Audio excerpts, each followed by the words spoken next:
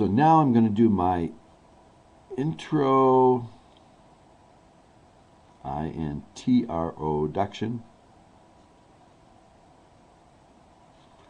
to integration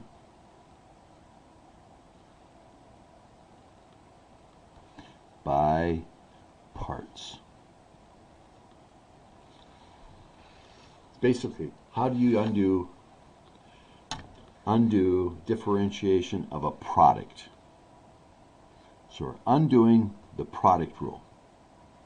So let's just look at the product rule.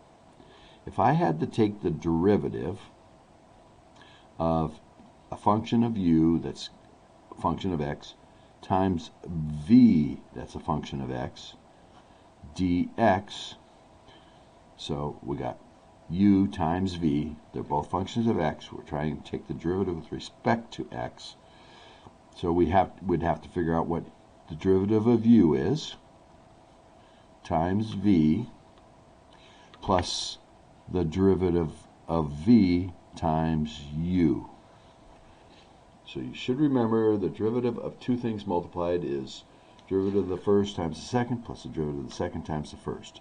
And you can do these either way, however you learned it. But it's derivative of one times the other plus the other derivative of the other times the one.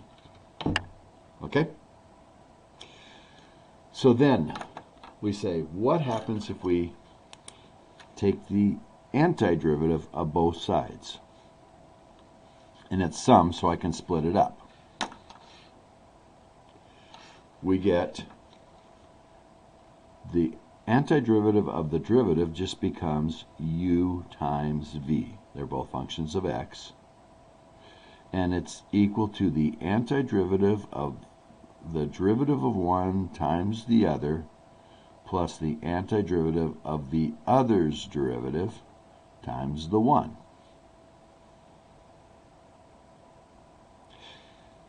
This is equal to this, and I could subtract this from both sides, or I could subtract this from both sides. I'm going to choose to subtract this. There's symmetry here, right? U times v, it could be v times u, and switch these, and it could be the derivative of v times u plus the derivative of u times v. They're going to look the same. It doesn't matter which way you write the u's and v's.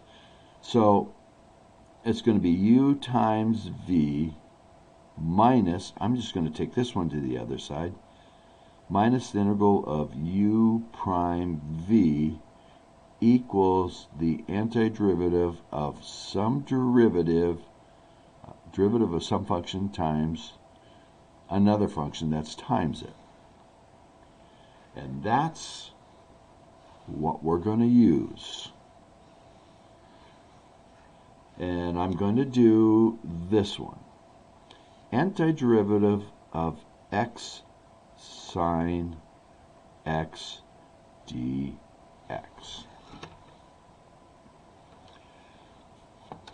And I'm going to be focused on this when I look at this. I'm going to look at this and see if I can see a function here of x and another function's derivative of x. So I'm going to look at this, I could look at this as u being x and the derivative of something being sine x dx, or I could let u be sine x and the derivative be x dx. Do you see how I could look at that either way? And or I could even do something like this. U equals x sine x, and the derivative is just dx. Now, I know which one of those is going to be useful. And I'm going to try to explain to you why it's useful once we get through this one and after we do my second example. The one that's going to be useful is going to be the first one that I put down. And I'm going to make a table of what I'm doing here. So I'm going to make a table that I always do the same way, and it might be good for you to get in the habit to do it this way. If you've seen it done someplace else and you've done these before, you may want to do it your way, and that's fine with me. But I'm going to put U on the top and V on the top, and I'm going to write what the functions are and what their derivatives are. So I'm letting U be this function, x. And V's function, I don't know. I know its derivative. So V's derivative is sine x dx. Now, there's my U, there's my V. I'm trying to find the antiderivative of V prime, which is sine x dx times U, x. Is that not what I'm trying to do? X times sine x dx. X times sine x dx is U V prime, or V U prime. Doesn't matter which way I write that. And it says I can do that a different way. I can figure out what U times V is and subtract the integral of U prime V. I need to find U prime. Well, if U is x, what is the derivative of U? Well, the derivative of x is 1 dx. And I need to find V. Well, this is the derivative, so I have to do the antiderivative to go up there. So what's the antiderivative of sine of x? It's negative cosine of x. And when I take the antiderivative, I don't have the dx anymore. So now I know what U is. I know what V is. I know what U prime is, U prime, and I know what V prime are. So now I'm going to fill in this side. Now remember, this was the integral of this times this. My original equation there. It's the integral of this times this. So now I'm trying to do this rule which says I can change this this integral to U times V, which is just the top row in my thing here. If you do the box the same way every time, it's just going to be the top rule, which is x times negative cosine x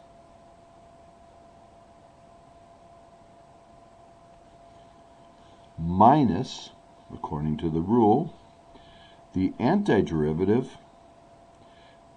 Now, it was V prime U that I used to make the box, and it's the opposite. It's U prime V.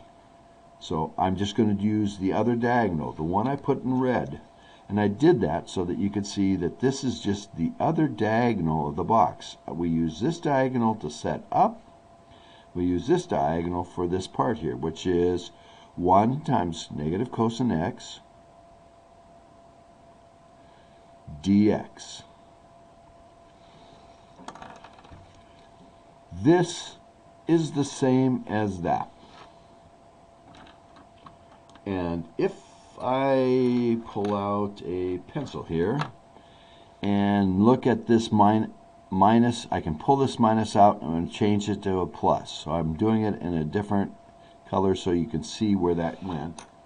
I've taken care of that minus a minus. And this is a negative x cosine x plus, well, the antiderivative of cosine of x dx, I think I know how to do that. The antiderivative of cosine x is sine x plus c. And this has no integrals in it. This should be the antiderivative of that. To check that, I take the derivative of this. So here's my check. This is my answer for the antiderivative, but I'm going to check it.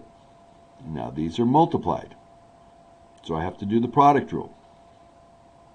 Derivative of negative x is negative 1 times the cosine of x, derivative of the first times the second, plus the derivative of the second, the derivative of cosine is negative sine x, times the first, which is negative x,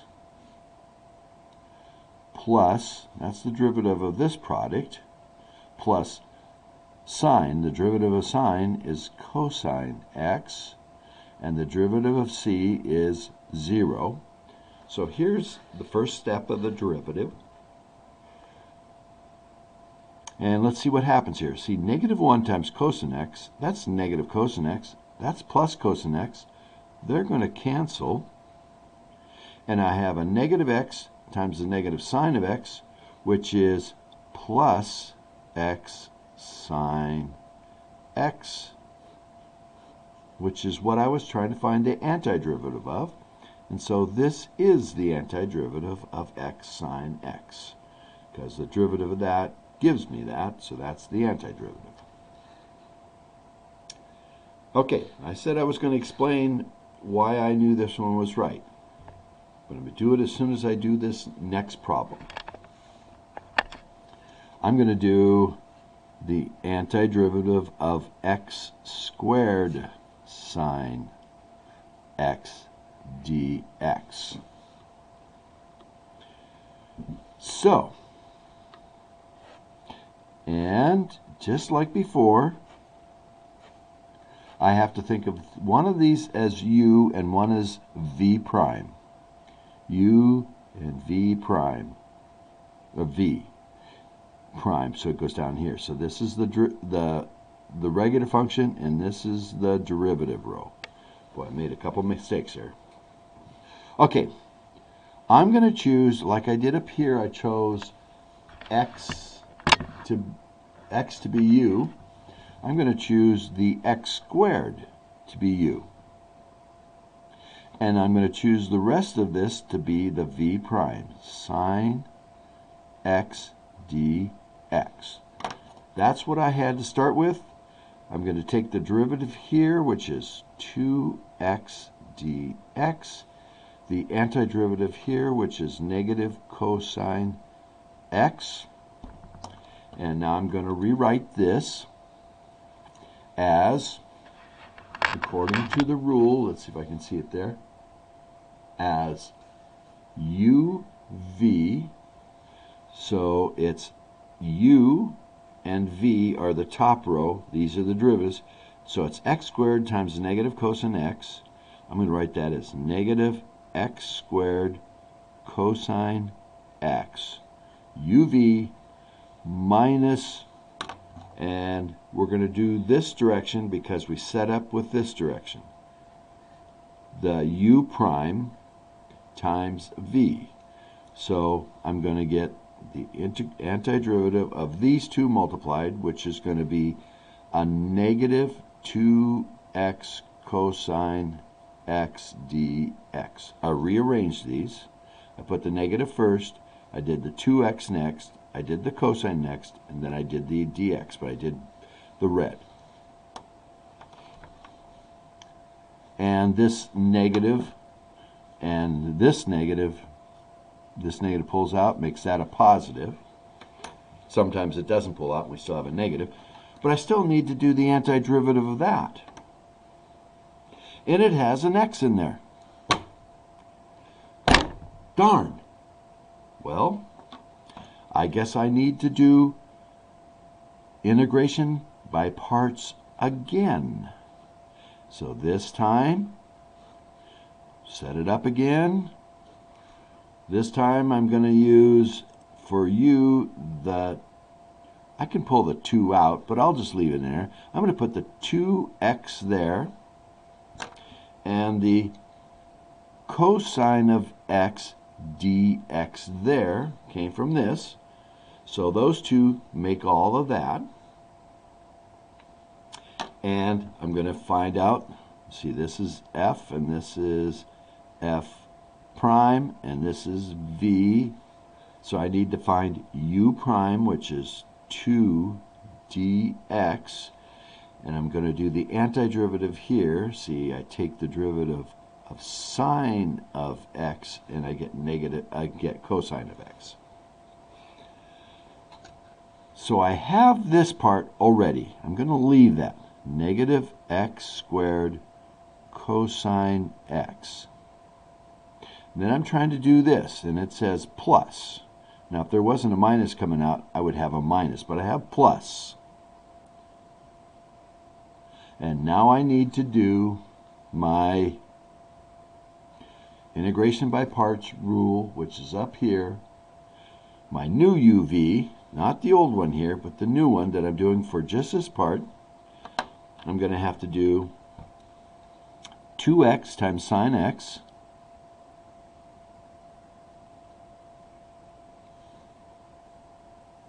that's the uv minus, and now I'm going to do this direction, which is the blue, because I set up the red with the red, so this is the blue. The antiderivative of, I'm going to put these, the 2 first, sine of x dx. 2 sine x dx. And now I'm going to, that's the only thing I have to take the antiderivative of, and I know how to take the antiderivative of sine of x. I can pull the 2 out, and so I'm going to get, write it down here, x squared. You need to bring this up so you can see this. Negative x squared cosine x plus, and there's no minus to distribute, so it's going to be plus 2x sine x. And the antiderivative of sine is negative cosine. And so the negative and the negative are going to cancel, and it's going to be plus 2 cosine x plus c. I had to do the integration by parts twice, and I think if I take the derivative of this, I will get x squared sine of x. Let's check it. The check is going to be messy. I have a product here. I have a product here. I don't have a product here. So I'm going to have to use the product rule on this, the product rule on this, and no product rule on that. Product rule. The derivative of negative x squared is negative 2x times the second plus the derivative of the second, derivative of cosine is negative sine times the first times negative x squared. Then I have this one plus derivative of the first is 2 sine x plus the derivative of sine x is cosine x times the first, derivative of the first times the second plus the derivative of the second times the first, plus, this is just a constant, so it's 2 derivative of cosine is negative sine x. I put the negative there. And the derivative of c is 0. So hopefully all of this will simplify to be x squared sine x. So I got negative 2x cosine x, positive 2x cosine x. I have 2 sine x and a negative 2 sine x. And I have a negative and a negative, which makes positive x squared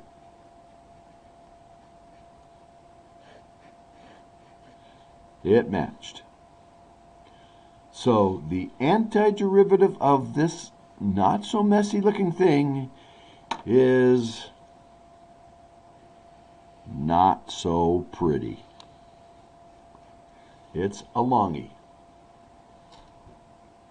Now, how did I know to do that as u? Notice that if it is, let's get this over to where you can see it. Oh, sure, I'll do this. The first time I did this, I reduced the x squared to an x. And then the second time I did it, I reduced the 2x to no x, to 2, just a constant.